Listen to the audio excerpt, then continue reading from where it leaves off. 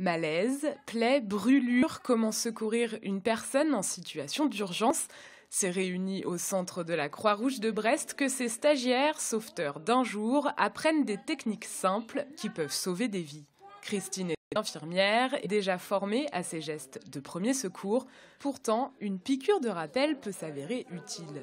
Au bout de 20 ans, de se remettre à niveau. Et puis après, il y a eu une petite discussion où je n'étais pas d'accord avec mon conjoint par rapport au fait de garrotter.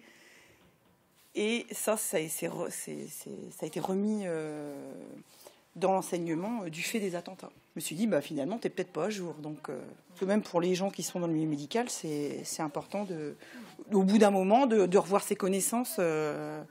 Et c'est surtout sa façon d'arriver sur une situation critique, quoi. La France fait figure de mauvais élève dans le domaine, avec un peu moins de 30% de sa population formée au premier secours. Si 20% de la population était formée en plus, on sauverait à peu près 10 000 vies supplémentaires par an, ce qui n'est pas négligeable. Parce que pour vous donner un ordre d'idée, les arrêts cardiaques tuent encore en France un peu moins de 50 000 personnes par an. Si après les attentats, fin 2015, une petite recrudescence a été observée au sein des formations PSC1 pour le grand public, la demande est vite retombée. Les organismes de formation essayent notamment de sensibiliser à ces questions au sein des entreprises et des écoles.